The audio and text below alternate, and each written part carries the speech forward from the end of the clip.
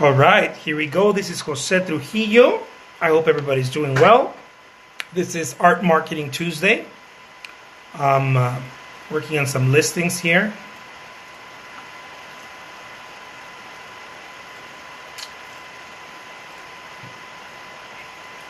So today is Tuesday. I get to talk about art marketing. I talk about all the stuff that has to do with marketing your artwork, getting your artwork out into the marketplace, and on and on.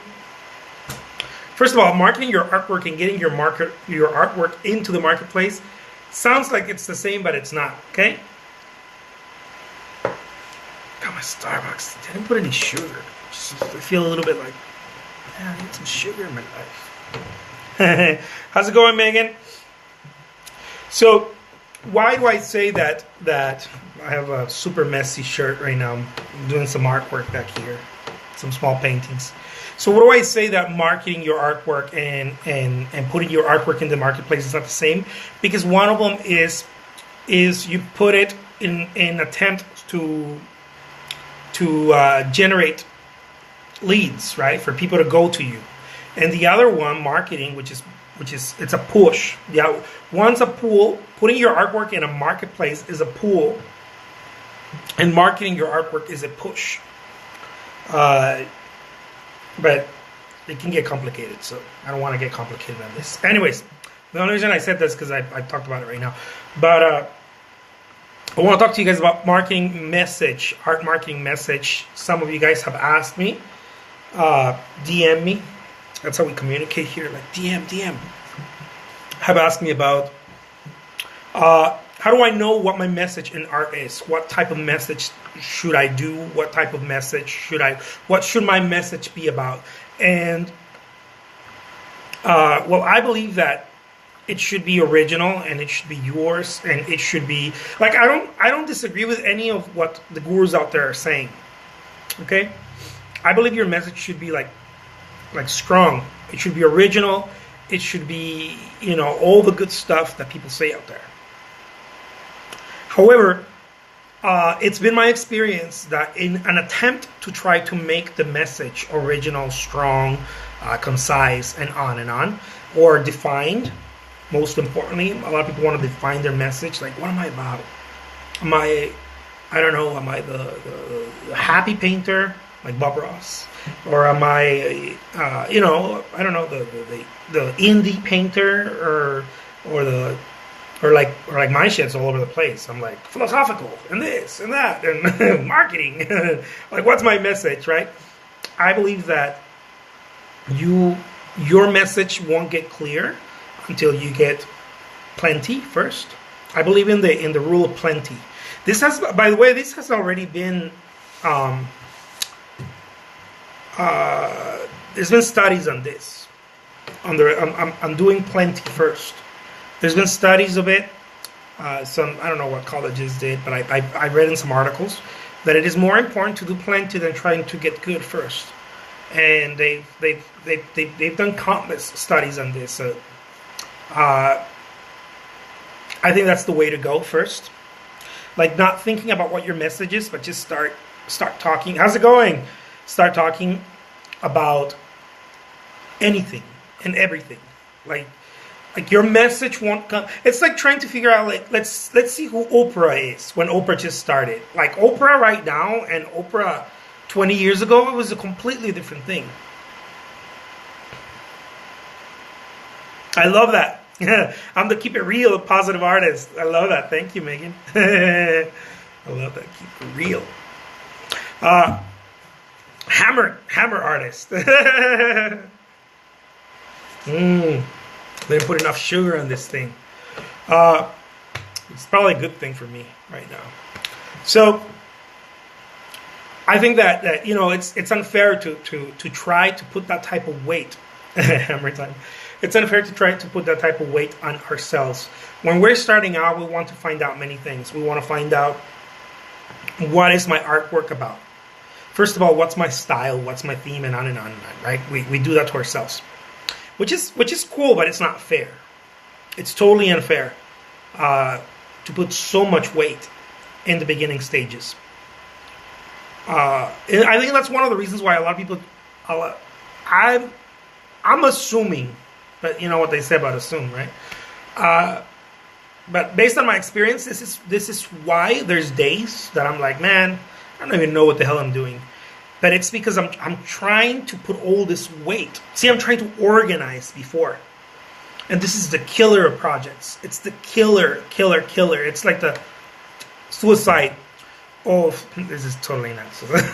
Anyways, projects, when you put this weight on yourself of, I have to be like this, I have to organize, I have to figure out what I am about, what my artwork and what my message is going to be about, and on and on and on. What themes am I going to paint? It chokes the energy, totally. It chokes the energy. See, it's better to do the wrong thing, but do it, because that contains the quote unquote the wrong thing, the unpolished version. I always say it's better to send out a shitty painting than the right one. I always say that, and I know that a lot of people don't agree with me, but it's always to paint something even though you think it's shitty, like you think it's like, oh my god, this is not good. It's always better to create it and just like move it, and then create a new one and move it, like get it out, because your idea of what's good and bad is always fluctuating. That's the problem, right?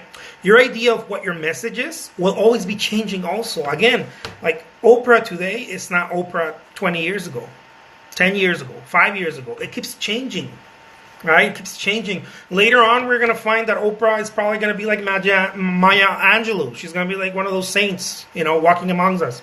I don't know. I'm assuming how things are going. But they start out different. Just like Maya Angelou started her career, her life different. And it starts evolving.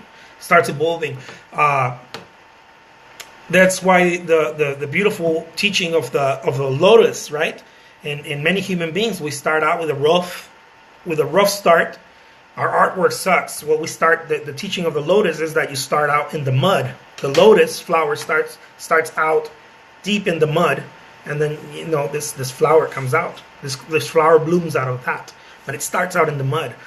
And this is one of the things that I think it's the number one thing that chokes the energy, as Megan said right now, and it doesn't allow you to continue. It's that you want to start out in the lotus. You want to start out all bloomed and everything right and everything perfect. And I want to get it as best as possible to start out with.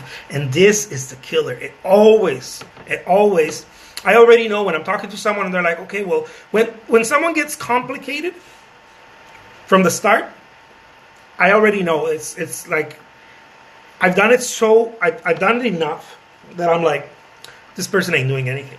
Like I have some calls and some, people are just getting so complicated from the start, right?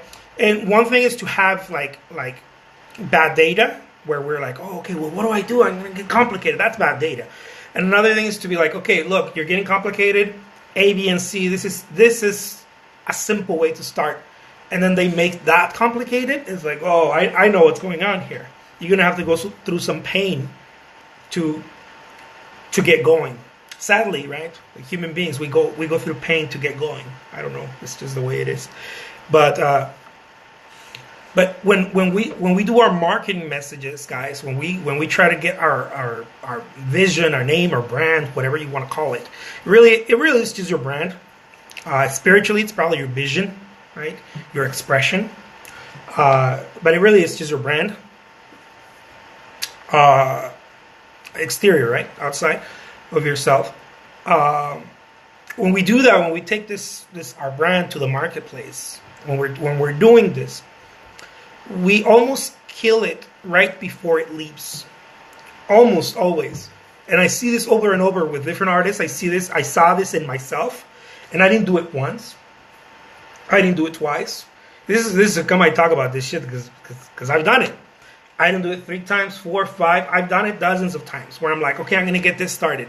And then it's like, oh, okay, well, I gotta get it right. And the moment that you have to get it right, it's like I'm barely understanding. I'm barely understanding. I a lot of my chatter here. It's like we're gonna do this, we're gonna do that. It's done like this. It's not like that.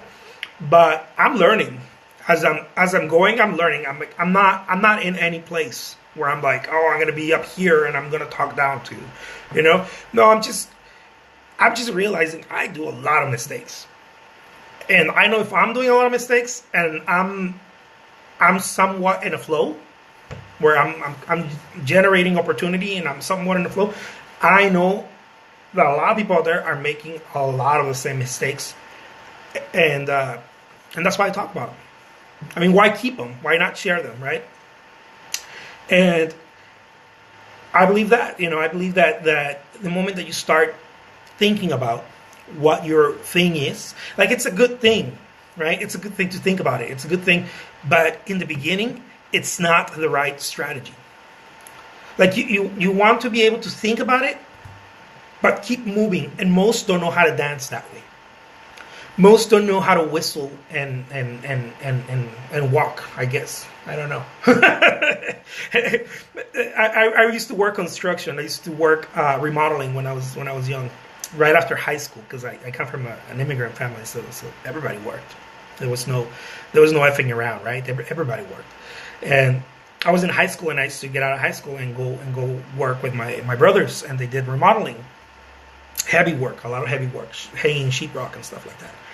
And I mean, you could think for like a 15-year-old, right? 14, 15-year-old, it was a lot of work. And I remember the reason I'm saying this story is because my brother used to tell me, because I've always been a chatterbox, right? A chatterbox. I've always been talking and just I like processing and talking about stuff. And he used to tell me, look, I'm gonna tell you this once, okay? 1 in a million can actually talk and work at the same time. And I was like, oh man, yeah.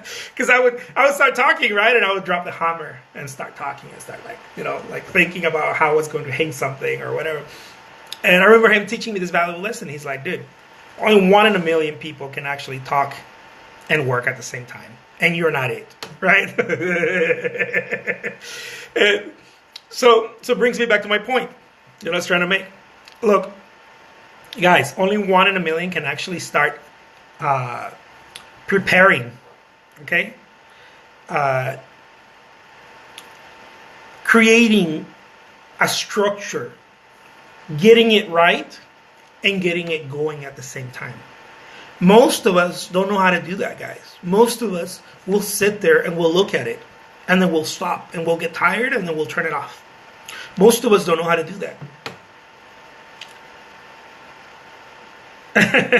Ariga Art says it's most girls like that. Actually, I won't say that. I'll let a girl say that. I don't want to sound misogynistic.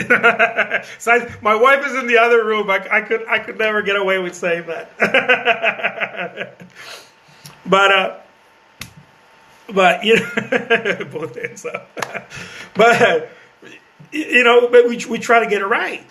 Right? We try to get it right. We try to get it. I think we. I could see why. I think also men. I don't know if it's I do believe men are more entitled, and that's my little inner feminism, I guess. I don't know. I knew growing up in my culture, I was more entitled. Like the women used to set up the kitchen. They cooked, they cleaned, and I was more allowed to just kind of do me, right? I knew that I come from a very large family, very, very traditional Catholic family. And I knew that I was allowed to be me.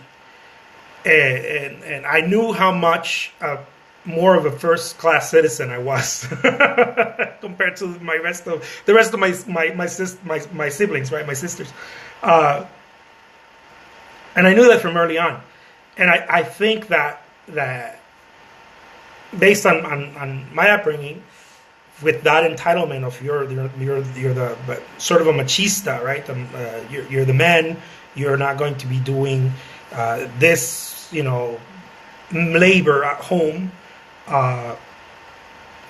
I think that we were okay. Here's the reason why I'm saying this, okay? I hope I don't lose you with this. We were okay to just get going. Like, there wasn't hoops we had to jump. I don't know if this makes any sense, but I didn't have hoops to jump. Like I didn't have to clean, I didn't have to make my bed and then go out and play. Like, I had my mom and my sisters that did that, right? And like, I didn't have to jump through hoops.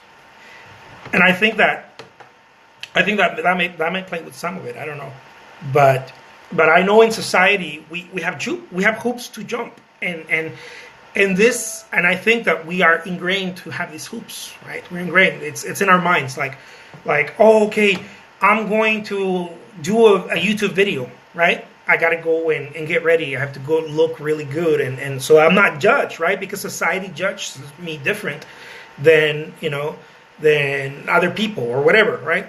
Or maybe you're an academic. I feel like that's an at-home mom, lots of hoops to jump. Totally. My heart goes out to all the moms working at home, because I grew up with a mother that was at home. She actually wanted to go to medical school, and her dad, my grandfather, didn't allow it. It was like, no, like, you're not doing that, you're staying home. And her cousins went to medical school, and they had like more modern, lifestyles than her. And I think she had a rougher time. I know she had a rougher time because of that. So definitely, I definitely see that. Ariga says, yeah, man.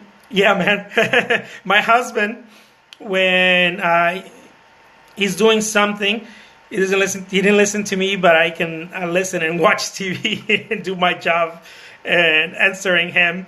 And not only me, lots of women, yeah, like to ask your wife. I think so.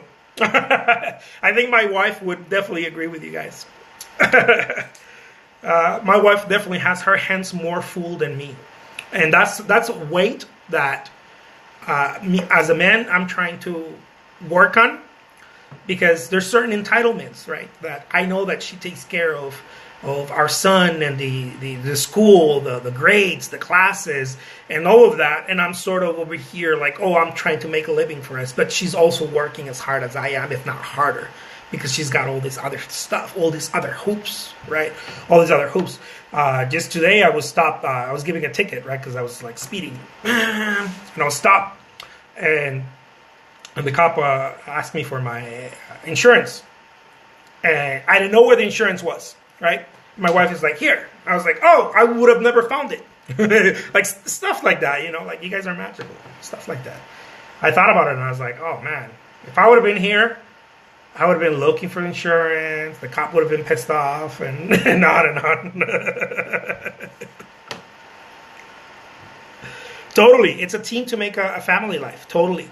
It can't, the weight can't be on one person. It just can't. And it definitely is a team. I think that is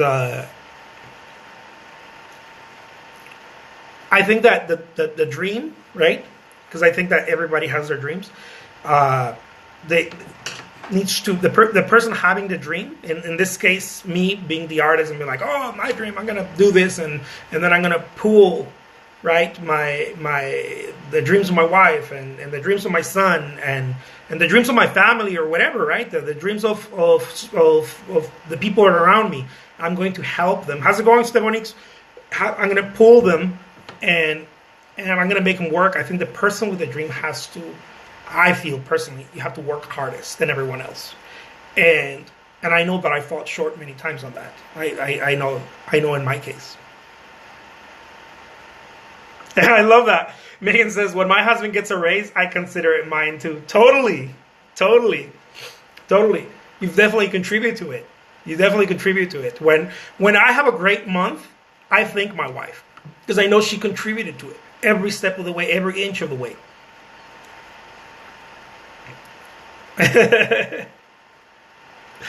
When he gets a promotion, so do I. Totally. That's how I feel here. If I sold paintings and I did this and I did that and I had a great month, I'm like, I know my wife contributed to this, you know, and not just in the work, but in the atmosphere. It's magical. Like, you guys contribute in the atmosphere, just keeping things working and, you know, around. That's an interesting. It's a very true statement. When he gets more responsibility, so do I. It's so true. It's so true. When someone, you know, has the keys of the place and they have to stay later, get there earlier, and on, the family the responsibility also falls on the family. That's so true. Someone needs to travel for work. The responsibility also falls on the family. The family has to now extend their responsibility. It's so true. It's tied. So, getting back to that, to the marketing message. Don't wait till it's right, guys. Just, I mean, like, open a marketing book, right? And be like, if there is such thing, there's plenty of that. And be like, Facebook, all right, Facebook, right? And don't get too involved in the mechanics. Not in the beginning. Like do that in pockets. I would suggest do that in pockets. For example, be like, oh, I'm gonna do Facebook. I'm gonna learn about Facebook ads, right? And maybe, I don't know. Maybe it's me. Maybe people work differently. It's been my experience that this is just the vast majority of people.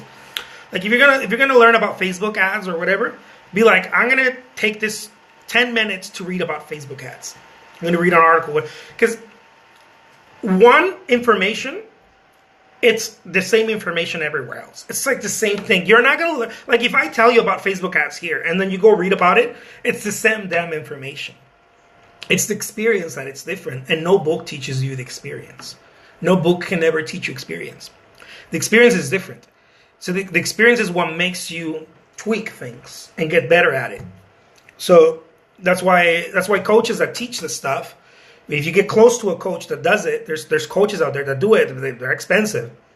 I talked to one about a year ago or so, $10K just for learning Amazon. $10K, and I know this guy is real. Like, I know because he's worked with other people that I know.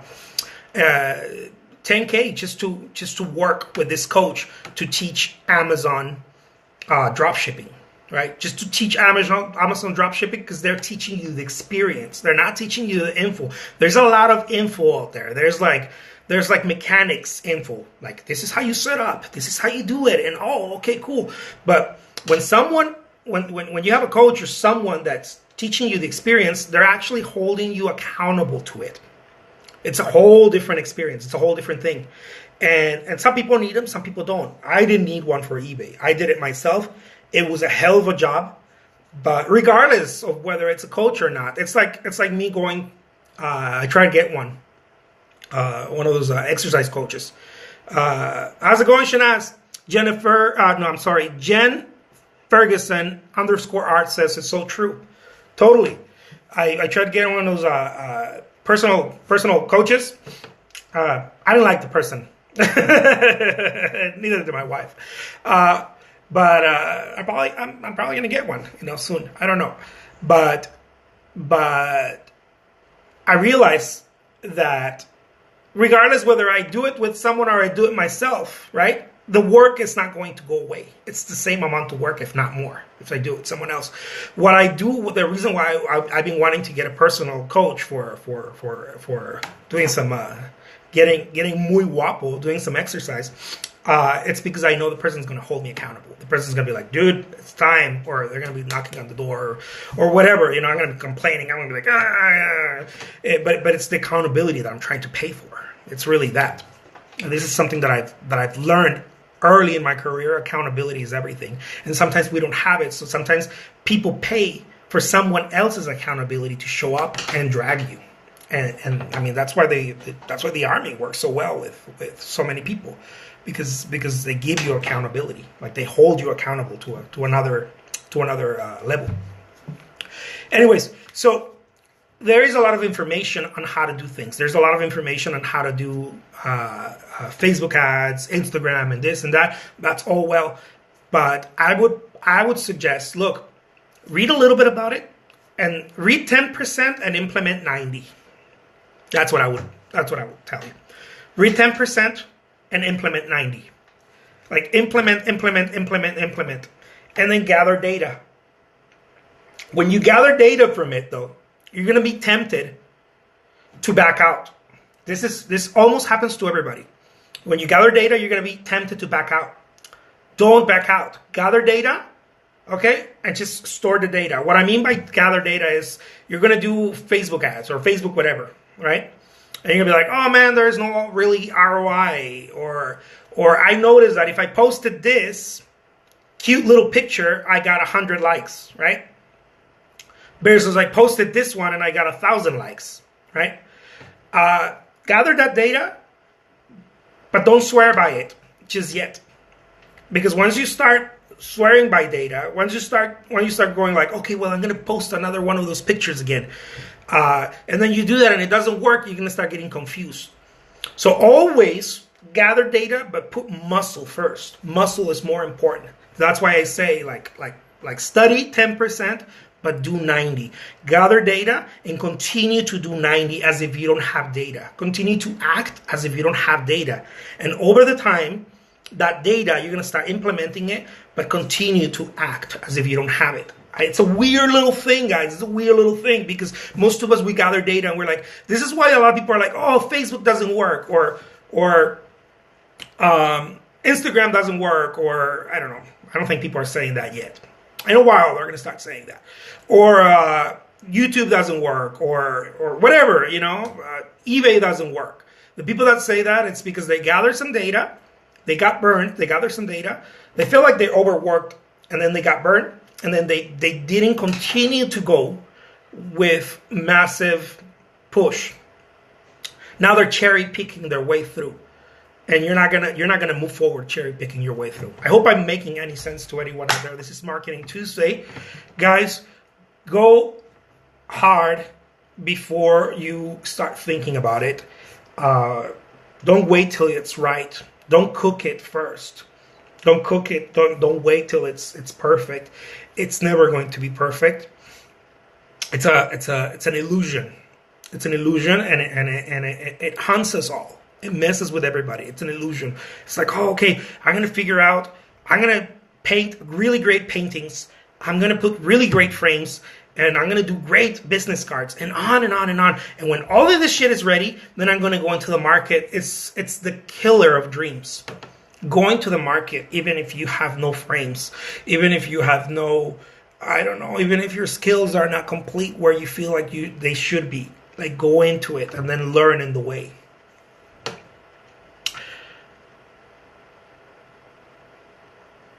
Shana says, I get what you're saying, even though I just caught the end.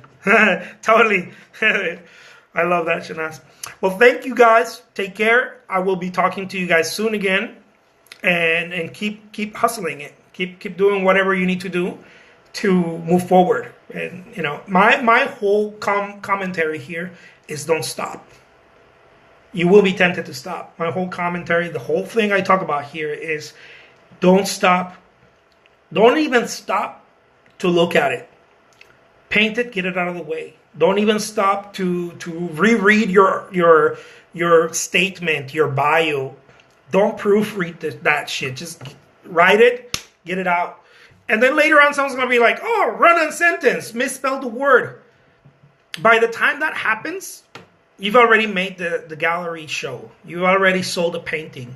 And then, we're so afraid of doing this. We're so afraid of doing this. We want everything right. The funny thing is that I promise you this, guys. This I promise you. If you get everything right, like everything perfect, I know what I'm talking about, guys. I spent the money. I hire the copywriters. I hire the people to write, and everything got right and nice and well done. If you get everything right first, okay? In 2 years, you will hate it. It's not going to be right. You're going to be like, what the hell was I thinking? Because you're always evolving. You're always evolving. So no matter if you spend all this time and all this energy in trying to get your artwork right, your artwork is going to change a year, 6 months from now, 2 years from now. You're going to look back and you're like, I can't believe I sold that. Oh my God. I sold that? Like, it's really? How did I do that? Because you keep changing. That's why it's so important to just do stuff and not wait till it's right. It's so important to just do it. Not wait till you're trained enough. Your skills are great. It's the killer. It will stop your career. I promise you that. Just swing. You'll get better in the way. Anyways. All right, guys. I think I made this one too long already. I hope that you guys have a fantastic rest of your day. I'm going to keep working here and get back to you soon again. All right? Take care. Thank you for all those hearts. I appreciate it. Adios.